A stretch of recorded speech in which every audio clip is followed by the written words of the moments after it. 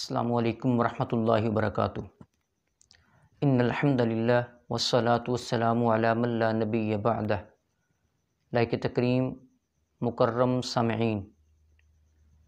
آج کی نشست میں سورۃ الاحزاب کی آیت نمبر 5 کا ترجمہ اور فہم ہے۔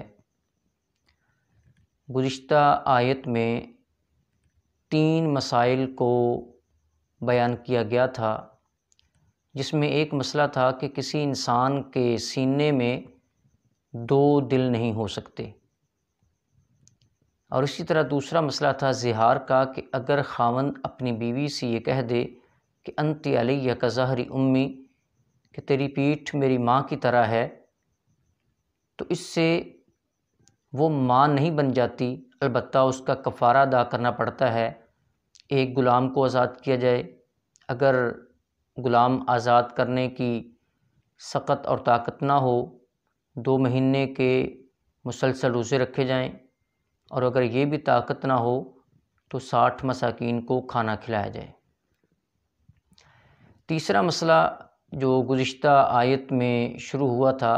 وہ تھا وما جعل ادعیاءکم ابناءکم، کہ اللہ تعالیٰ نے تمہارے منہ بولے بیٹے، لے پالک بیٹے، انہیں حقیقی بیٹے نہیں بنایا۔ ہمارے اس معاشرے کے اندر ہم دیکھتے ہیں کہ بسا اوقات چچا، ماموں یا اس طرح کے دیگر عزیز و اقارب رشتہ دار جو ہوتے ہیں، وہ اپنی بہن سے، اپنے بھائی سے یا اپنے کسی عزیز و اقربا میں سے ان کا بیٹا لے لیتے ہیں اور خود اس کی پرورش کرتے ہیں، اور جو ان کا نام لکھایا جاتا ہے وہاں پر اپنا نام لکھا دیتے ہیں، جو حقیقی باپ ہوتا ہے اس کا نام نہیں لکھایا جاتا۔ یہی مسئلہ اس قرآن کریم کی آیت نمبر 5 میں بتایا گیا ہے کہ اس طرح کسی اور کی طرف نسبت کرنے سے وہ باپ نہیں بن جاتا، وہ بیٹا اس کا نہیں بن جاتا، بلکہ بیٹا اسی کا ہی ہے جو حقیقی اس کا باپ ہے۔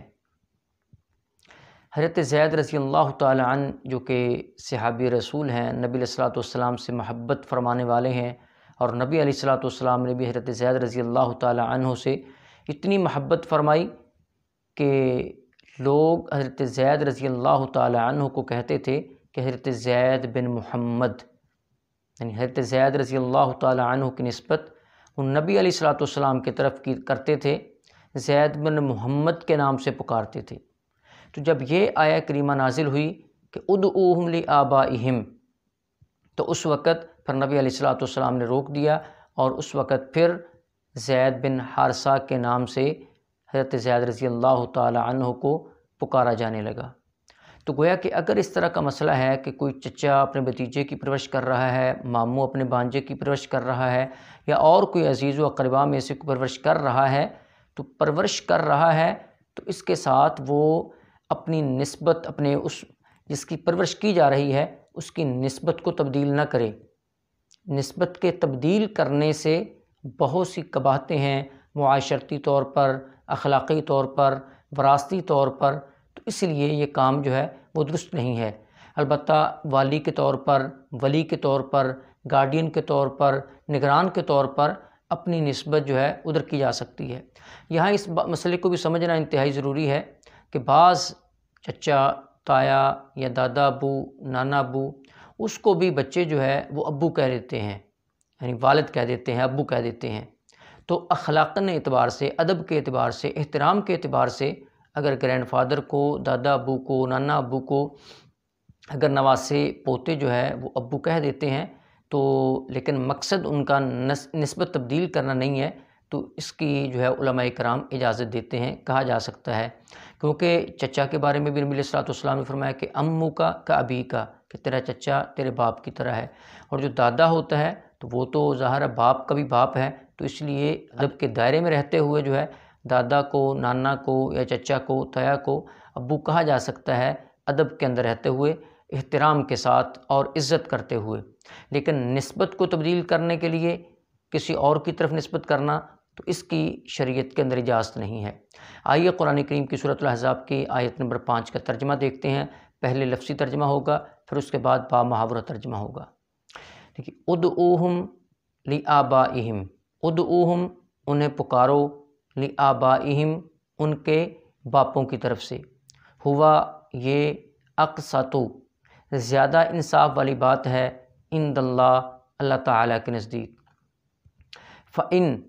پس اگر لم تعلموا تم نہ جانتے ہو آباءہم ان کے باپوں کو، فإخوانکم پس وہ تمہارے بھائی ہیں، فی الدین دین میں، وموالیکم اور تمہارے رفیق، ولیس اور نہیں، علیکم تم پر، جناح کوئی گناہ، فی مختعتم اس میں جو تم سے بھول ہو چکی ہے، بہی اس سے، ولیکن اور لیکن، ما تعمدت جو ارادے سے، قلوبکم تمہارے دل، وکانا اور اللہ تعالیٰ، غفوراً بخشنے والا، رحیماً مہربان۔ ادعوہم لآبائہم انہیں پکارو ان کے باپوں کی طرف نسبت کرتے ہوئے، ہوا اقسط یہ زیادہ انصاف کی بات ہے، عند اللہ اللہ تعالیٰ کے نزدیک۔ فإن لم تعلموا پس اگر تم نہیں جانتے آباءہم ان کے باپوں کو، فإخوانکم فی الدین پس وہ تمہارے دینی بھائی ہیں، فموالیکم اور تمہارے دوست ہیں، ولیس علیکم جناح اور نہیں ہے تم پر کوئی گناہ، فی مختعتم جو تم غلطی سے علم آنے سے پہلے بھول میں کر چکے ہو، ولیکن ما تعمدت قلوبکم اور لیکن جو تم ارادے کے ساتھ جان بوجھ کر دانستہ طور پر کرو اس میں گناہ ہے، وکان اللہ اور اللہ تعالیٰ ہے، غفور الرحیمہ بخشنے والا، رحم کرنے والا، مہربان۔ اب بامحاورہ ترجمہ سماعت کیجیے۔ انہیں ان کے باپوں کی نسبت سے پکارو، یہ اللہ تعالیٰ کے ہاں زیادہ انصاف کی بات ہے،